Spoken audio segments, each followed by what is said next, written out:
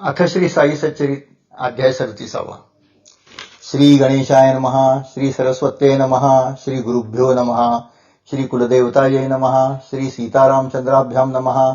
श्री सद्गुरु साईनाथाय नमः. सुरुवातीला हेमाळपंत वेदांत लिहितात तो असा: श्री साईनाथांना कोणी समजू शकला नाही. कधी आनंदी दिसत, कधी अलिप्त, तर कधी प्रसन्न, कधी रागात.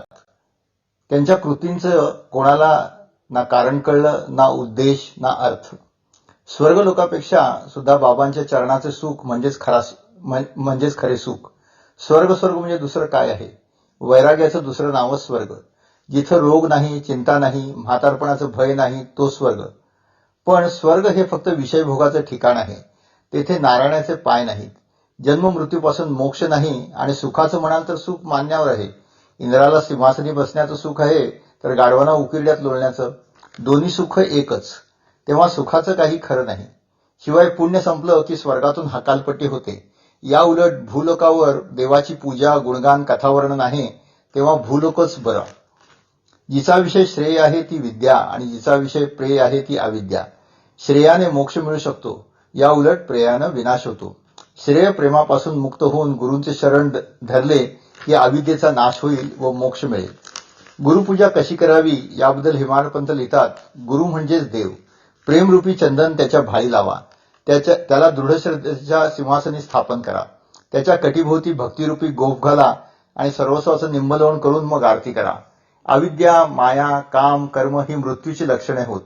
ही सर्व नष्ट केल्यास बंधांचा नाश होतो आणि आत्मदर्शन होते. जसा ढग जाता सूर्य दिसतो तसेच अविद्येचा नाश होताच मोक्ष मिळतो. मी शरीर आहे, हाच देहाभिमान आणि हेच हृदयग्रंथी निर्बंधन. मेल्यावरही कर्मबीजाचा नाश न झाल्यास पुनर्जन्म ठरलेलाच आहे. या बीजांचे वृक्ष होतात व कालचक्र अव्याहतपणे जन्मजन्मांतराच्या फेऱ्यासकट चालू राहते. या संसाररूपी सागराला पोहून जाण्यासाठी ब्रह्मज्ञानच पाहिजे. अभ्यास केल्याशिवाय ज्ञानाची प्राप्ती कशी करावी लागते, त्यासाठी कष्ट घ्यावे लागतात, याविषयी ते लिहितात. जसे दुधाचे दही होण्यासाठी ते विरजावे लागते, मग लोणी काढून कडवल्यानंतर तूप निघते. इतके कष्ट घेतल्यानंतरच तूप मिळते. तसेच ब्रह्मज्ञानासाठीही खूप बदलावे लागते. साईंची भक्ती, नामस्मरण केल्यास संसार, ब्रह्मज्ञान वगैरेंचा अर्थ कळून मोक्षाचा रस्ता दिसेल. दुसरा मार्गच नाही. आता चावडीचा वृत्तांत ऐकू. महाराज एक रात्र मशिदीत व दुसरी रात्र चावडीत काढीत व चावडीच्या जाण्याच्या दिवशी भक्त मंडळी 2 प्रहरपर्यंत मशिदीत भजन पूजन करीत. भक्त टाळ, चिपळ्या, मृदंग वगैरे वाद्य आणून भजन करीत. हलकारे दिवट्या बनवत व अंगणात पालखी सजवणे होई. वेत्रपाणी दारी ललकाऱ्या देत. मशिदीच्या दारी दिव्यांच्या माळा लावत व शामकर्ण घोडा अंगणात सजवला जाई. बाबा तयार झाले तरी तात्या पाटील येईपर्यंत उठत नसत. तात्या बाबांना मामा म्हणत व तेच बाबांना काखेत हात घालून उठवत. बाबा कफनी घालून, सटका बगलेत घेऊन, तमाखू, चिलीम वगैरे घेऊन व खांद्यावर फडका टाकून तयार होत. तात्या पाटील त्यांच्या अंगावर जरीकाठीचा शेला टाकत व तो डोक्यावर सारखा करत. बाबा भिंतीजवळची सरपणाची मोळी उजव्या पायाच्या अंगठ्याने स्पर्श करीत. तेथील जळता दिवा उजव्या हाताने विझवीत व चावडीला निघत. ते निघताच वाद्य वाजू लागत. नळे चंद्रज्योती लावत, दिवट्या पेटवत, टाळ वाजवीत, मृदंग, वीणा वाजवत व साईनामाचा गजर करत सर्वजण निघत. कोणी दिंडी पताका घेत तर कोणी गरुड टके वागवीत चालत. तुतार्या, करणे यांच्या आवाजात मिरवणूक चालू लागे. 2 चौरीधारी दोन्ही बाजूस चौऱ्या ढाळत. शेले, चादरी बाबांच्या मार्गावर घातल्या जात. तात्याबा डाव्या हाताला तर म्हाळसापती उजवीकडे. बापूसाहेबांच्या हातात बाबांचे छत्र. अशी मिरवणूक चाले. तासे, वाजंत्री वाजवत लोक बरोबर चालत. हरिनामाचा गजर व तुंबळ वाद्य यांच्या मिश्रणात मिरवणूक पुढे चालत राही. साईनामाचा गजर आकाशात कोंदाटे. जसे चावडीजवळ येत तसे महाराज उत्तरेकडे पाहत उजवा हात वरखाली करत दिग्वंदन करीत. काकासाहेब दीक्षित त्यांच्यावर पुष्पवृष्टी एका चांदीच्या वाटीतून फुले टाकून करीत. दिग्वंदन करताना महाराज तेजोमय व अतिसुंदर दिसत, जणू सकाळचा सोनेरी सूर्यच. ग्रामस्थ त्यांच्या दर्शनाने पुनीत होत. पीतवर्ण चेहरा अतिसुंदर व तेजस्वी दिसे. त्यावेळी म्हाळसापती पण संचार होऊन नाचू लागत. तात्यांच्या हाती कंदील असे. हळूहळू चालत मिरवणूक हाले तो सोहळा अनुपम्यच म्हणावा लागेल. चावडीत पोचताच आसनावर बसून महाराजांची सेवा होई. डोक्याला पांढरे शुभ्र फडका बांधे.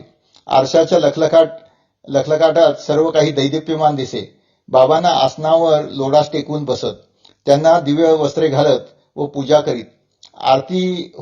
आरती होई व हारतुरे अर्पण करत, चंदन लावून मुकुटही घालत, कधी गडद रंगाचा मंदिलही घालीत, गळ्यात सुंदर माळा घालीत, चंदनाचे कस्तुरी मिश्रत, काळी बारीक गंधाची रेखा कपाळी रेखीत, जांभळा मखमालीचा अंगरखा हळूच सरकवीत. बाबा रागाने मुकुट फेकतील म्हणून हळूच मागून वरचेवर सरकवत. बाबांना भक्तांची छपवणीत मुकुट घालणे वगैरे सर्व माहीत होते. गळ्यात हिरे मोत्यांच्या माळा घालीत. मग बापूसाहेब बुटी बाबांचे पाय धुवून पूजा करीत. चांदीच्या ताम्हणात पाय ठेवून धुत, केशराची वाटी घेऊन हातांना उटी लावत. महाराज त्यांच्या भक्तीने प्रसन्न दिसत. त्यानंतर माधवराव चिलीम बनवत. ती फुंकून ज्वाला निघताच मग तात्यांना देत. चवरी चामरे ढाळत. मग ती भक्ताकडे व इतरांच्याकडे फिरत राही. त्या चिलमीच्या मातीचे भाग्य की तिला बाबांचे हात लागत व चुंबन लाभे. वैराग हात ज्यांचा दागिना, त्या महाराजांचे दागिने केवळ भक्तांचे आग्रह पुरवण्यासाठीच होते. जो पंचारती करून वाद्यांच्या गजरात पंचारती करत. त्यानंतर एक एक भक्त बाबांना नमस्कार करून आपापल्या घरी जाई. तात्याही परत जात व जाताना बाबा त्यांना जा, पण रात्री माझी खबर घ्या, मला सांभाळा म्हणत. मग सर्वजण जाताच बाबा स्वतःच्या हाताने अंथरत 60-65 धोतरांच्या घड्या उघडून त्यावर झोपत.